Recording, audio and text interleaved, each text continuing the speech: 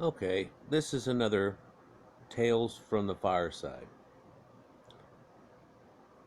This is a representation of a great hall, like one might have found in the Danish lands of old. In fact, we'll get into it in a minute exactly what is this representation of, but you've already seen me 3 or 4 different representations of this same thing in my little Dungeons and Dragons game, which contains a lot of reality in it, for it works off ancient folklore and all of the pagan things of the world and their ancient myths. Inside of this, you just glance around the room, there's nobody here right now. What happened was one guy challenged another over a girl and they're out fighting it out. They'll be back in a minute. Regardless of who wins, it's all back to fine and dandy. The girl will recant in front of everybody once they come in that she doesn't like either of them, and a laughter will break out incredibly. Well,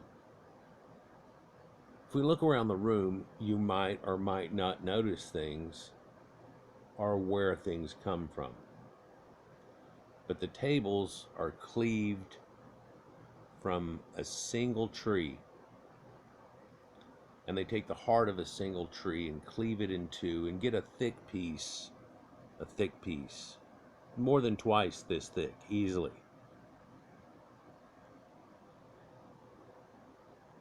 And then they cleave that in two and split it open like a book.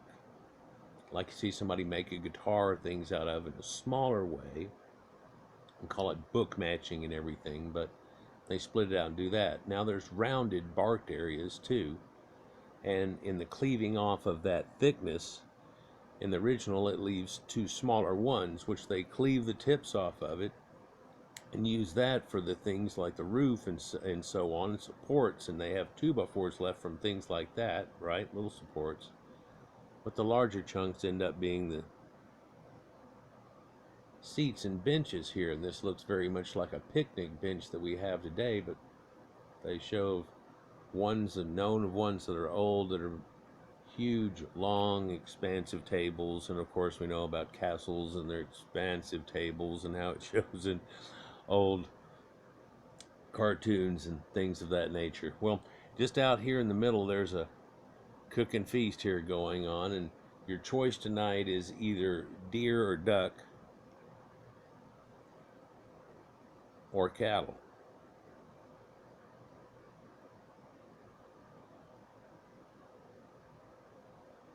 There's a fire going in the back too, and it's making a lot of preparations for somebody, and hardtack bread, and you wonder what's going on there. And they're getting somebody ready for an adventure, for merchants. And they talk about this during the feast, and there's a couple of big broady talks that go on, in between which, in one of these antechambers over here, there's a band that plays bard songs and tells tales of old and situations, but is pretty much in the background in the antechamber type of deal, and not to get too loud. If they were out in the open, then to talk over them would get loud as hell. But they do come in and sing a song all during your meal, so there's entertainment and things going on. They didn't have TV back then.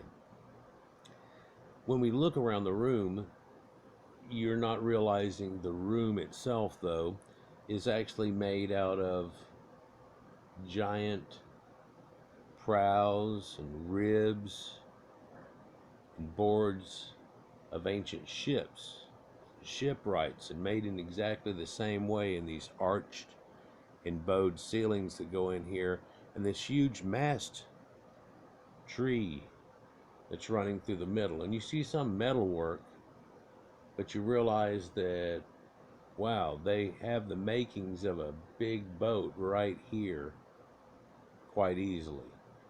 In fact, it's made out of quite a few exact same pieces of giant boats.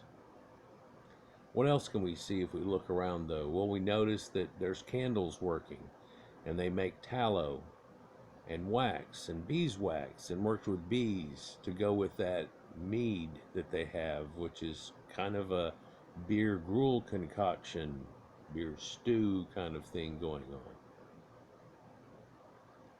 Though there's brewing and ale and things of that nature. But the candles are on wagon wheels.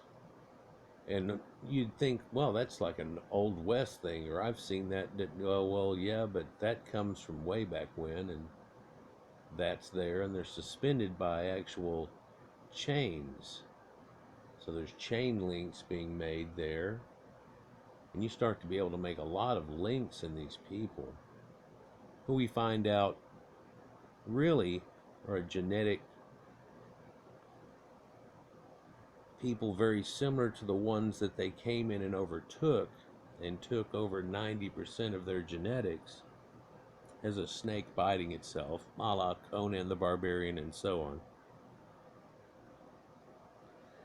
What we know of this culture is perhaps the bell beaker culture.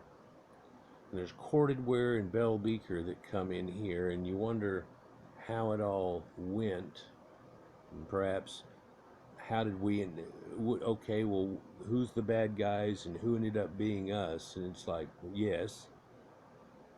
Okay, well, who were the ones that were first? And they go, well, us.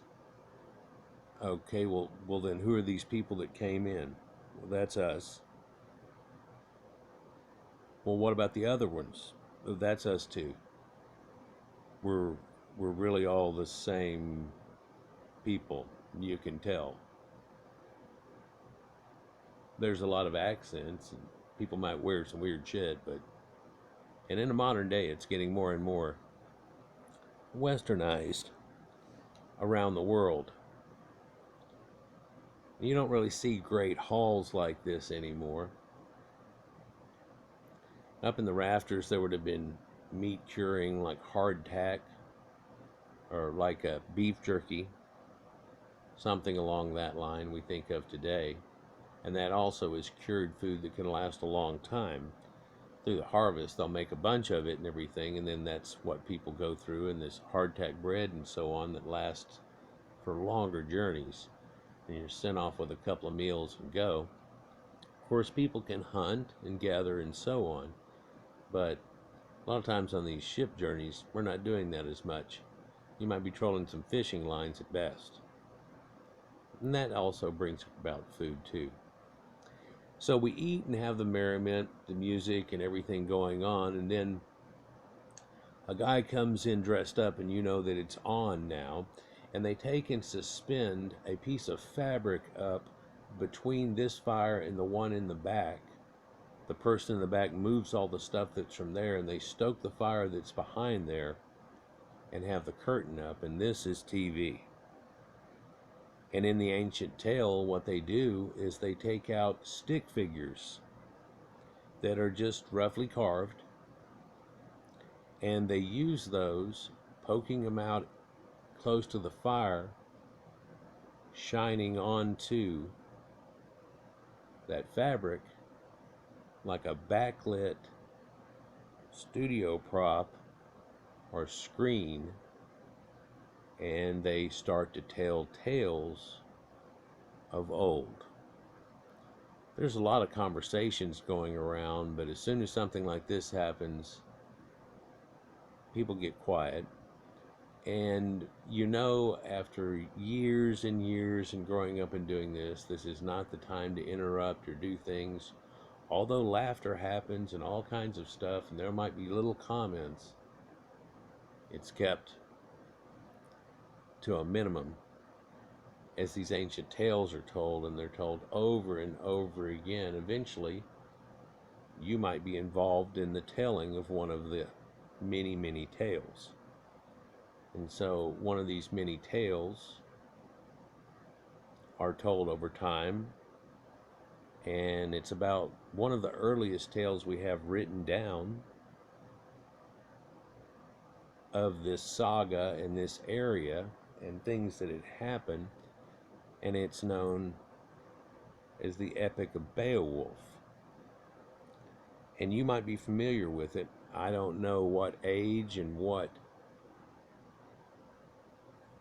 area that you came from and learned your high school and literature and things that went along with that, but it was something that was taught to us. And I had a teacher that I had that pointed it out to me for a reason. She knew I was into Dungeons and Dragons and da da da and everything else, and she goes, "You need to look at this and everything." And I had mentioned a couple of things before in class, and personally to her while we were talking about things, and she knew that. So she wanted me to read Chaucer and this and that and everything, and I did. And then we ended up doing Chaucer in class, and it's like, well, why did you?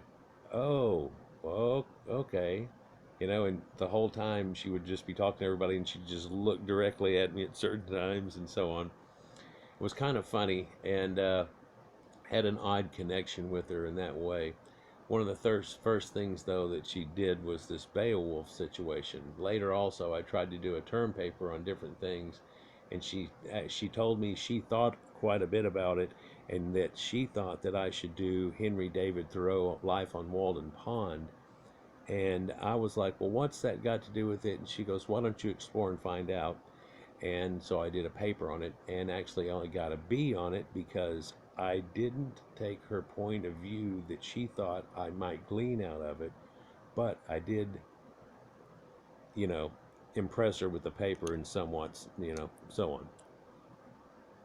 Anyhow, this Beowulf story you might be familiar with, and in fact, at the end of this, and gosh, if it goes to a second part, I'll just put it in that, for it's about 20 minutes long, and it'll tell the tale of ancient Beowulf.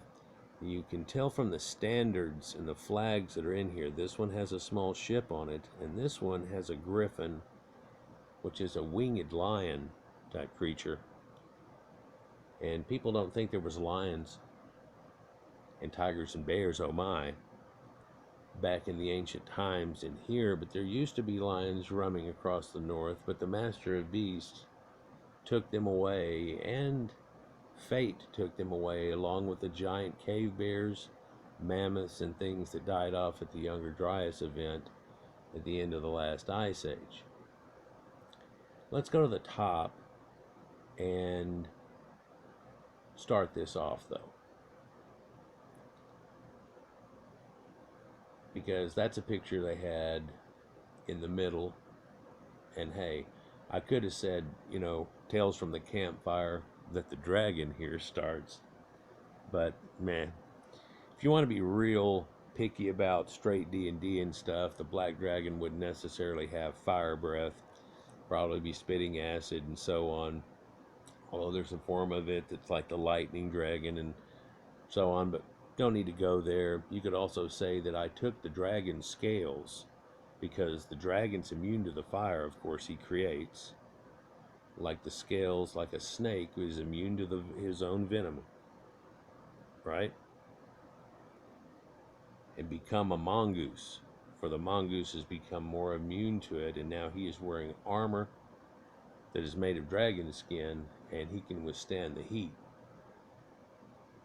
Otherwise, they'd just whoosh, burn up, crispy critter, and then fall to the ground. And always, if you ever seen Dragon Slayer, it's pretty neat. It tries to do it's a variation on a theme, but the pretty good stop animation and stuff that they have in it, and the dragon that they do is pretty neat. And they have one of these priests that comes out whenever it finally comes back out, pissed off out of the depths, and it stands up over him like this, and he puts a cross out, and he goes, "Out, out, fell beast, no, no, no," and all of a sudden he just goes, "Gah," and just burns the dude to a crisp, and it's like, that's not gonna work. This is not a vampire or anything. Run.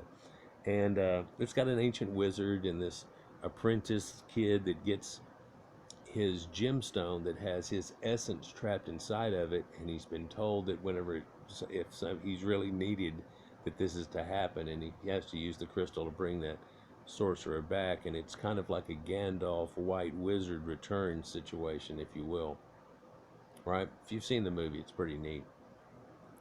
Anyhow, So, Finding Beowulf is some of the famous Anglo Saxon heroic epic based on truth. Well, Beowulf is possibly the most famous example of Anglo Saxon literature.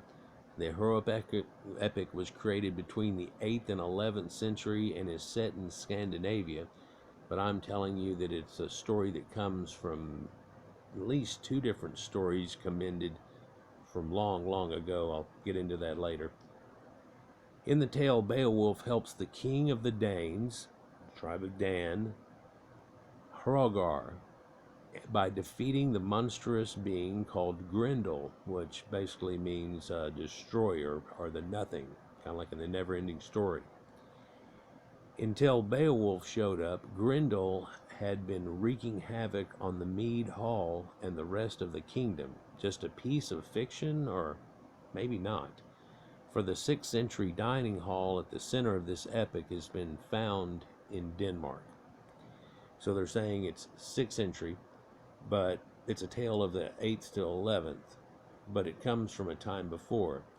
I'm telling you that it actually comes from a time before they even came to Denmark. And we kind of know how that worked out, but it's an ancient tale.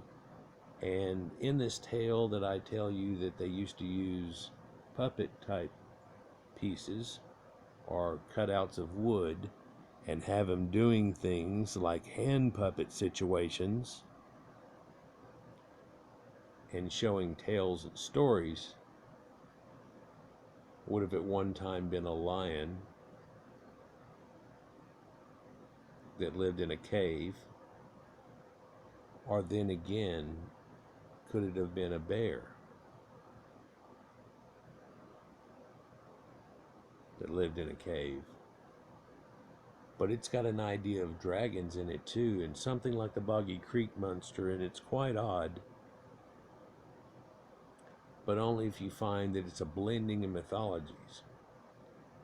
And what's strange is I find that it's a tale where the people flip it upon themselves in a way and say that we did this looking at you, the people that they had pretty much conquered, and said we. Let's get into this. Beowulf, the legend. In the Beowulf story, Hroðgar had a great and splendid hall, created to share the gifts of God. The legend says the craftsmen came from distant lands to build the hall, and their skilled hands completed the construction quickly. This hall was called Heorot, kind of like Herod, but Heorot. Linguistics show you connections there. It was a hall of heroes, wasn't it? And it was the site of a grand feast or grand feasts, the gifting of gold rings, knock knock, as in Lord of, and the sounds of songs and poetry around a harp and a conspicuous thing, that gorded instrument that is somewhat like a guitar that bards were using. But all the merrymaking annoyed Grendel, who snuck into the hall while Hroðgar and his warriors were resting after a long night of partying and in the night, and he devoured many of them. So in the tale, this is almost like the nothing came in and breathed or sucked the breath of life out of all of them, and it just happened real quick. And I'm telling you, and the people have really looked into this far more than I ever did in any way, shape, or form. But I find in folklore and mythology there's a tale where a bunch of people got sick at one time, and it took out a lot of great warriors.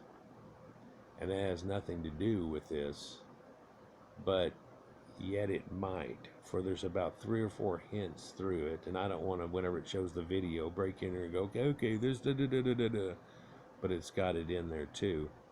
But also the ancient tales of back before weapons were created, and it's told in this way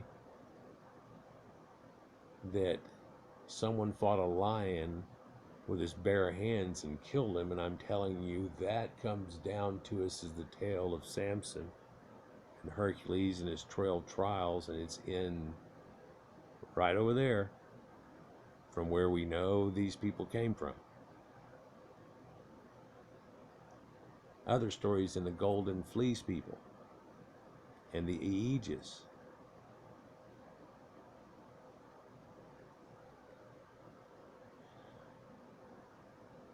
But here we see their king, and I think this is taken from a tapestry, but you can see he's got little thin braids, blonde hair, the king of old in the background somewhat, princess or queen coming to serve him in some way, red-haired lady, braids and all, apples, knock knock, some things like that. You see a tankard over here, which is a deer horn drinking device. Got one over here on the shelf. My dad used to have it. It was blown glass, made in Germany or whatever. It's a Tuborg thing. You put beer in it. He has another glass that just stands up straight like a V that you're supposed to put beer in also. But this thing was made to look like an old horn, but it's not at all. You don't use it at all. It's a hell of a hard thing to clean. You almost have to take pipe cleaners down onto the deep part of it. Regardless, it was used for ancient containers and so on. And one thing that I grew up with a kid, knowing that that was a container for, was that was a powder horn. It held your gunpowder. At the very tip, it was cut off and a hole drawn up through so it could let out powder in ancient muskets like Daniel Boone and Davy Crockett and the crap that was going on then. Right? Ancient tales of that. But Grendel snuck into the hall and had killed off these people and left again. And Hrodgar receives wine from the queen. Veronica Parks describes how the rest of the Beowulf story involving Grendel goes. Because really everybody knows about Grendel, but it pretty much gets taken care of, and then there's Grendel's mom, and then it turns into a dragon and so on, which might have at one time in the story been birds in a totally different story. But also they might have used bats, using this idea also in that same situation. There's your dragon. She says, as a result, Heorot is abandoned by those who are left, and call is made for aid. Beowulf answers, and this call, and then he faces Grendel one-on-one. Without any weapons, Beowulf's men come to his aid in the heat of battle, but their swords cannot pierce the monster's skin. Finally, Beowulf tears Grendel's arm from his body, and the monster retreats to the marshes, and it dies. And Conan the Barbarian's got this little, I guess it's got to be an ode to it, in the second one where it has Bombada, and he fights that thing at the end of it that he has to actually break the glass that kills him because his soul essence is trapped behind these mini mirrors instead of itself. That's what makes him invincible or able to regenerate. And in the ancient story of Grendel and stuff, there's a regeneration too, like trolls. And in D&D, trolls are the same type of effigy of this creature, and they can regenerate. In fact, in the idea of trolls, if you ripped his arm off, he'd go away but come again. Well, was it even the same guy? So they all look the same, right? So Beowulf tears his arm from the monster, and he retreats into the marshes and dies like some Boggy Creek monster. And people have gone all the way from some Boggy Creek monster, which I told my teacher about and everything. And, I said, we're right near Fox, and there's a story of, that's right here.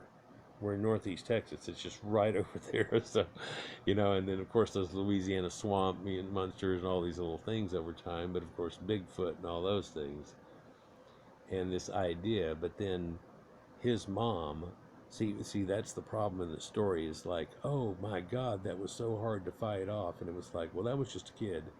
Here comes his mom, and Mama Bear. She's kind of pissed off. By the way, you can tell the same story if you use the bear in the zodiac, where we have the Ursa Minor and Ursa Major and the bear, and it goes around, and Orion the hunter and the whole situation. You can also use this exact same thing when you roll around in Leo and so on, and use it for the other situation, and that's the same one you use for Hercules whenever you do it. Isn't that interesting? Well, but rips off his arm and it dies. No, that's not the end of it. Grendel had a mother, and she sought revenge after her son's death. Dun dun dun. Beowulf tracked her down, found that she took Grendel's body with her, and that her skin was also immune to his weapons. But he was able to defeat her with a sword found in her lair. Special sword, like an Atlantean sword, a la Conan finding that. The warrior decapitated Grendel's mother and Grendel, and then brought the heads to Hrothgar and was presented with many gifts of Heorot as being a hero. Now here's this video, and I can't show it full out, so I'm going to take and play it in a smaller little player here. And we should have not enough time to even do the whole thing, and I don't want to cut it into part 2, and I'm not through with what they've said about it, so we're going to do it at the end or in part 2, where I'll do a simple explanation and show it. And if it gets cut, meh, then we just won't have it. The real setting of Heorot. Well, Heorot has now been named a real location. That's right. Sometimes mythology that comes from legend actually has truth in it, and if you dig far enough, sometimes you find connections. Well, does that mean the beast and this, that, and the other happened in there? Was there a cave bear left over after the last ice age that terrorized the village in some way? Does the tale come from before, whenever it was a bear or a lion? In another great hall,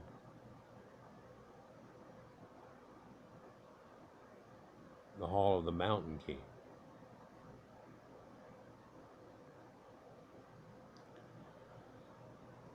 It was discovered in the old royal capital of Denmark, Lair, 23 miles or 37 kilometers west of modern Copenhagen, by Tom Christensen and his team. The archaeologists found, excavated, and dated the building to the late 5th, early 6th century. They also managed to name the foods that were probably consumed at the grand feast held in Legier's first royal hall. And there's a golf cart. So that's a representation of Heorot. By analyzing the bones of hundreds of animals discovered at the site, researchers showed that suckling pigs, beef, mutton, goat meat, venison, goose, duck, chicken, and fish were all feasted upon. They found fragments of glass, drinking vessels, glass, pottery from England and Rhineland, and 40 pieces of bronze, gold, and silver jewelry.